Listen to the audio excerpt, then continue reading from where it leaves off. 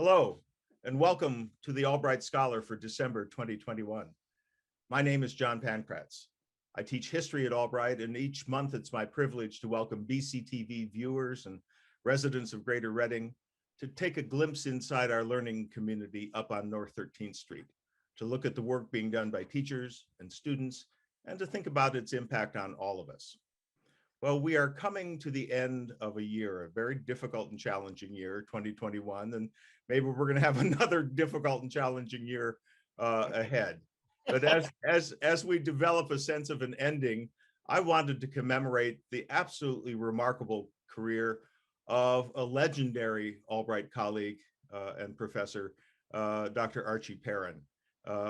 Someone who's very hard to categorize. He's a professor of German, but also a professor of art history, and has done so many other things over his, 40 some years at Albright. So Archie, welcome. It's great to have you on the Albright Scholar. As Minnie Pearl would say, glad to be here.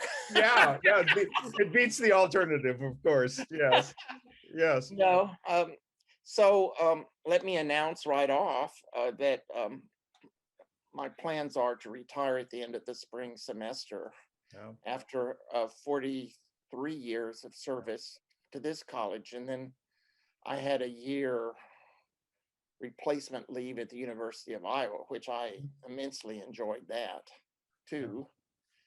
So just briefly, this little college, which is quite phenomenal, has been kind of my stay in refuge, to speak with the vocabulary of Queen Elizabeth about her husband, the Prince of Edinburgh. And it's always kind of been behind everything I've done. Of course, the college has had ups and downs, as any college does. But yeah, I would say that's been the mainstay of my happiness. Yes, I think so. And it's a two-way street, because while you've drawn so much nourishment from our students and your colleagues, and I think too that you've given in ways that maybe you could have predicted, but I think nobody could write on a job description because you've done so many contributions in different corners of the college. I should point out that you're a citizen of the world, and that you've been places that the rest of us haven't been, and come from places that the rest of us haven't been. You're an Arkansas boy, and yet you were also educated at the University of California, Berkeley, where you did I think all your degrees. Yeah, my wife and I are both from California, and we've been settled here in Reading, I guess, 12 years anyway. Yeah, and you're also a veteran of the war in Vietnam, and yes, I am. Not that many Berkeley PhDs can say that. No, but there were some, and also I think Professor Yarborough was in Vietnam too. Yes, that's right.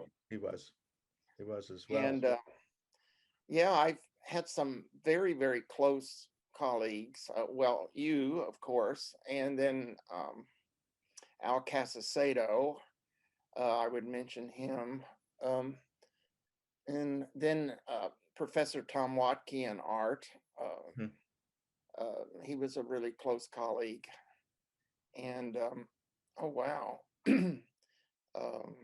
Guillaume, I've worked with him, taught in the Holocaust studies, and yeah.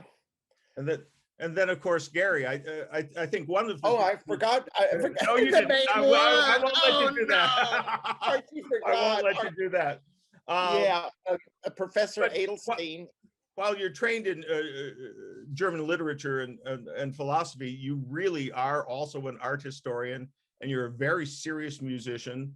I think you were doing cultural studies before cultural studies was called cultural studies.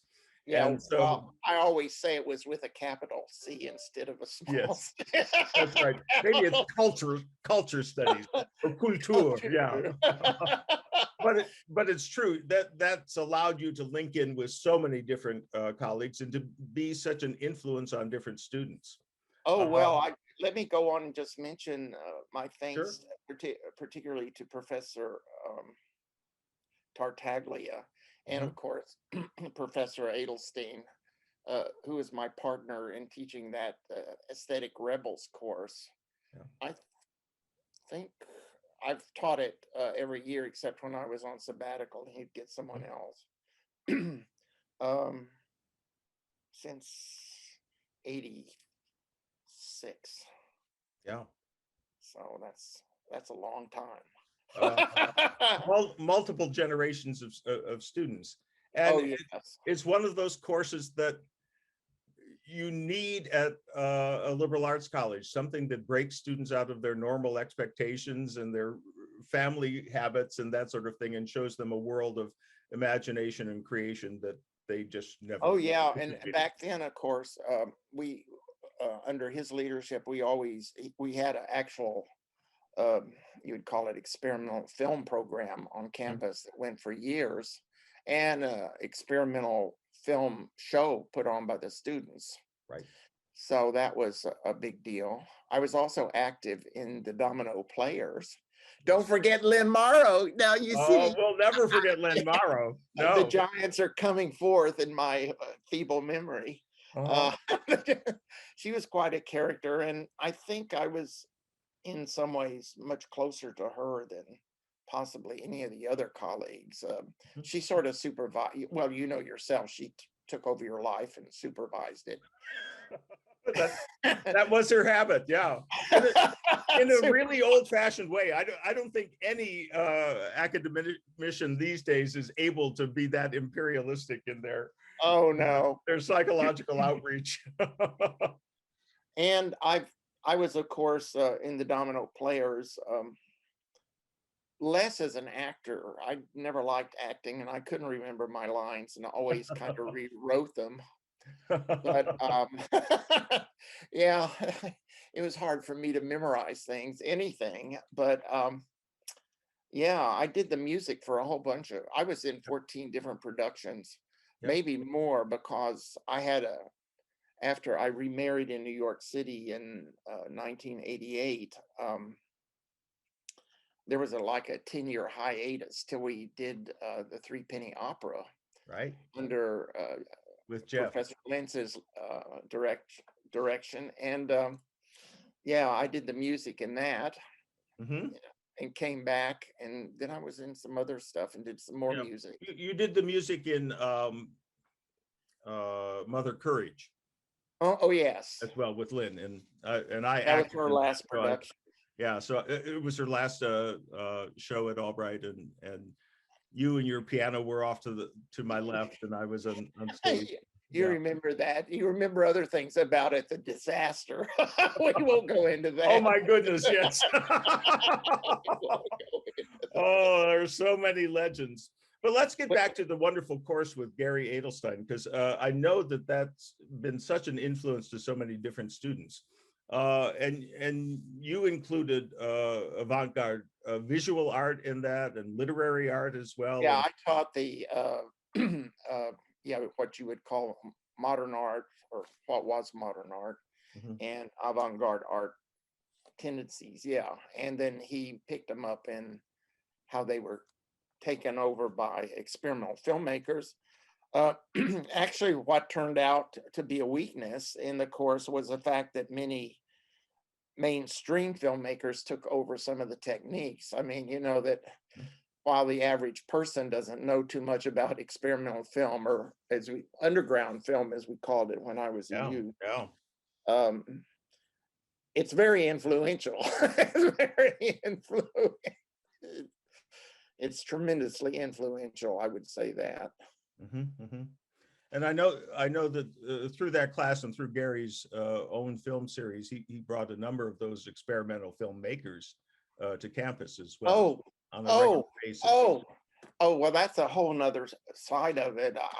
I've actually met almost all of those people, not Brackage, who's a giant, but yeah.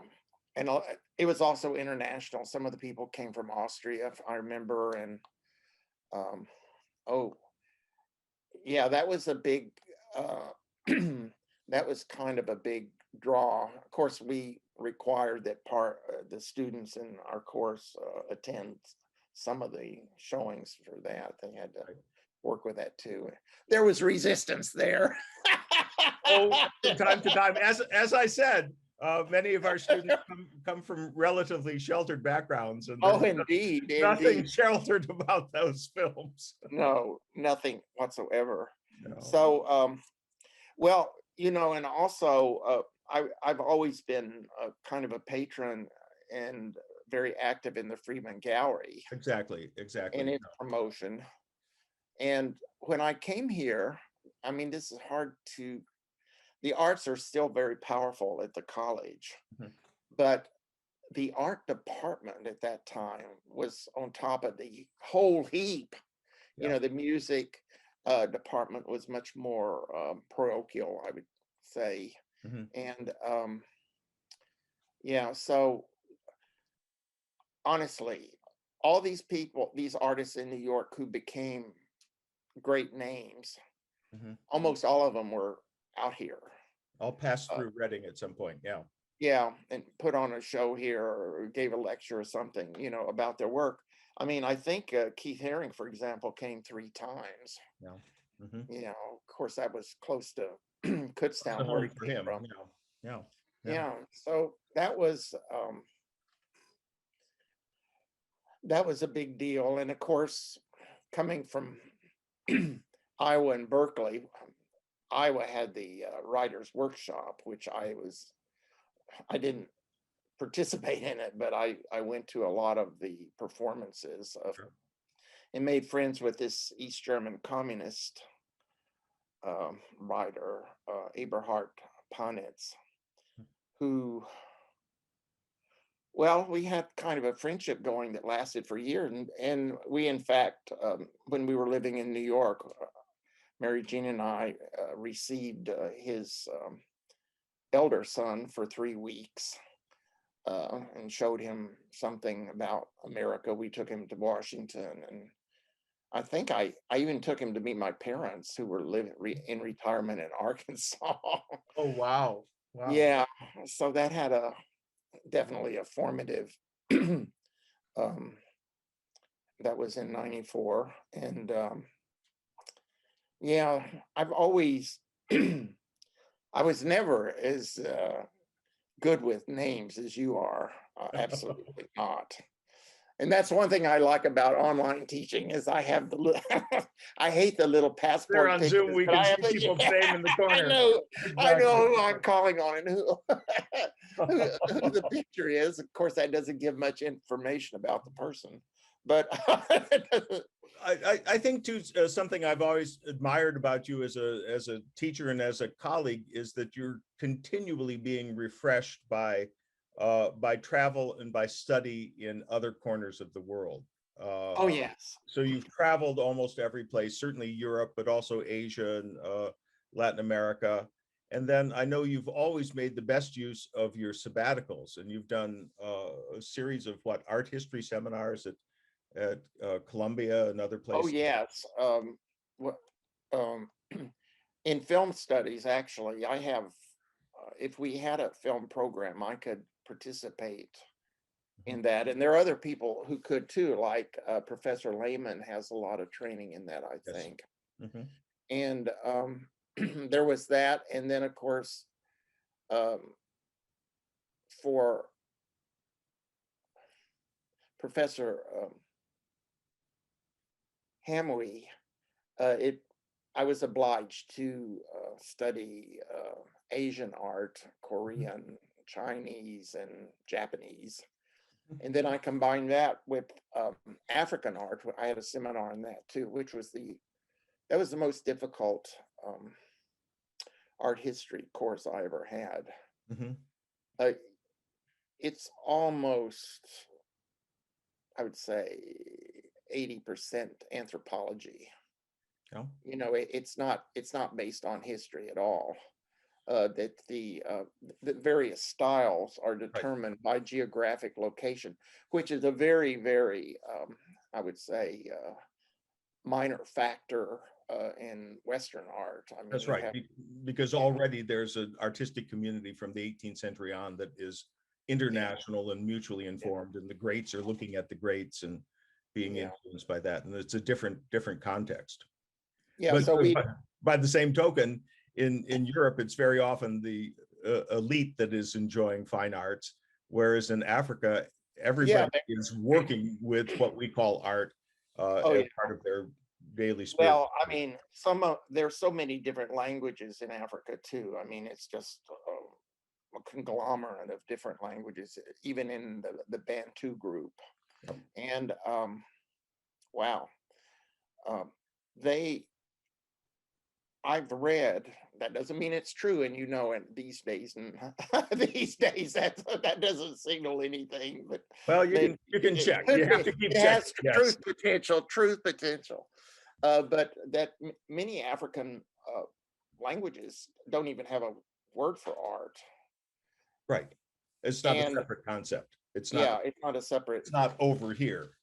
It's And then, of course, you have another problem with African art, which you would know from having taught in French in Dakar for years, that you have an overlay of Western influence, which has produced genre of art. For example, there wasn't ever any real landscape in African art, but now you can find landscapes, or they even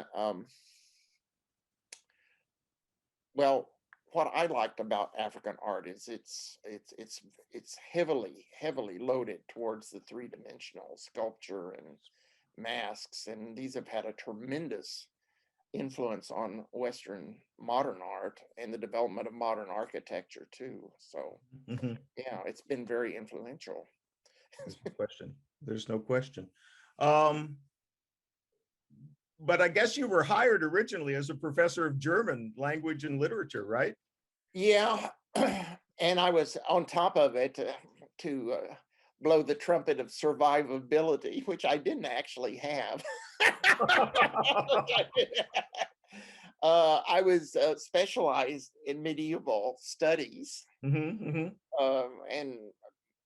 I guess all the quotations in my dissertation were in Middle High German or Haut Provençal or Old French or Franco-Provençal. I mean, it was, it would have had no application here whatsoever in this college.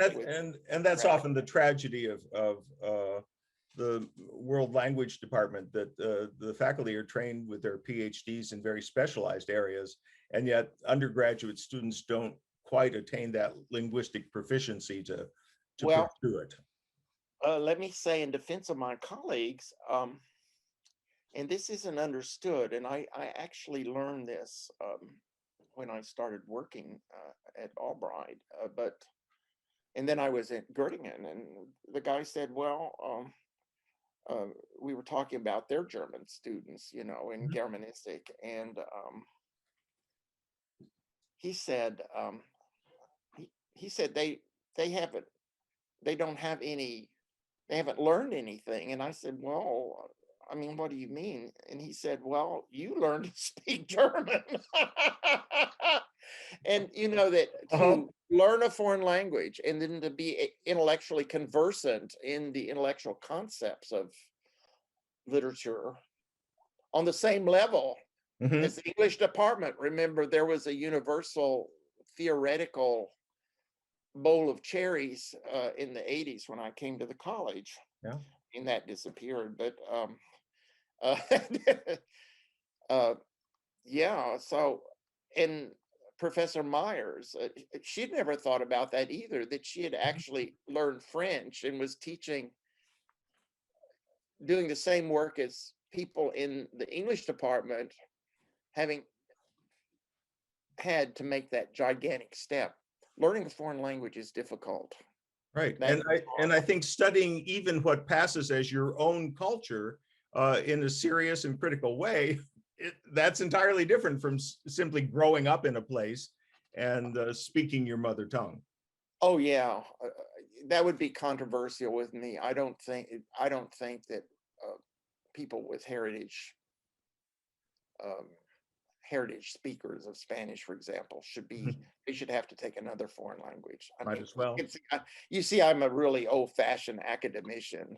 The other thing about studying languages, well, I've argued and caused a lot of discussion in the department, of course. But things changed a lot. Oh, we don't have much time left. You better conclude. But let me finish this thought. Okay. Technology makes a tremendous, and the economy has a tremendous effect on us. And what happened in my life is that only rich people first went to Europe. It cost $800 to go to Europe. And, you know, that was a lot of money in the 50s, in the early 60s, an awful lot of money. And then suddenly they had these charter flights, and we students could go to Europe and just spend, you know, and everything was a lot cheaper in Europe then. It still is some cheaper. And I was there a lot. Yeah. You know, a semester abroad in Vienna, where I had my first art history course in the Kunsthistorisches Museum. Oh yeah. Yeah. And that changed everything. And so the focus came from the literary heritage to like the culture with a small c, food and stuff like that. I've had dozens of French courses, and I don't ever remember the subject ever having been food. But to finish this thought completely, what's her name? Alice Waters. Alice Waters. She was very typical of a bunch of us that went to Europe and quit eating Wonder Loaf bread and stuff like that. I wouldn't eat it. I didn't think it was fit to eat when I came back from Europe. No. It was fit to eat. No, I think that whole theme of the American discovery of France and the Nouvelle Cuisine, right? Which she started with her restaurant Chez Panisse in Berkeley. Berkeley, yeah. And of course, there was a line around the block longer than for Lenin's tomb, which I also for Lenin's tomb. But yeah. So anyway, yeah, I've had quite an adventure in academia. Oh, there's no question. I'm very sad and melancholy that my career in academia, and particularly at Albright colleges, will be coming to an end, but things do end. That's what makes them valuable. Yeah. That's what things do. That's right. Without that sense of an ending, then the present wouldn't mean that much. No, I'm wistful as well, Archie. I think in so many ways you've been a huge influence on me and a kind of validation of my own extracurricular pursuits and willingness to go beyond my own field. And of course, I treasure the musical collaborations that we've had over the years, and with Jake and that sort of thing. So, well, you have some drawing cards. Your wife is probably the best artist in the region. Yeah, and maybe the best cook as well. So I know she's the best damn cook. No, there's no question that I've been very fortunate. You're right, and very fortunate to have worked with you. I know we will continue to see you beyond your Albright years, but yeah, I think I'll probably be continuing. Donna and I'll be continuing with the radio program, Archie's World. Yes. Thursday, 4 to 6. Oh yeah, get that plug in. 6 to 8. I got it. 6 to 8. After all these years, I even got that ass backwards. Okay, 6 to 8. I even got that. Yes, a shout out to WXAC. Yeah, I think 91.3 FM. I think our viewers can tell that no mere half-hour program can contain the career and the contributions of Archie Perrin. Well, thank you. So Archie, thank you for being with me on the show. Thanks to all of you out there in TV land for viewing the Albright Scholar. And I'll join you again in January with another edition. All the best for the holiday season and peace and understanding in the year ahead. Thank you and good night. Great.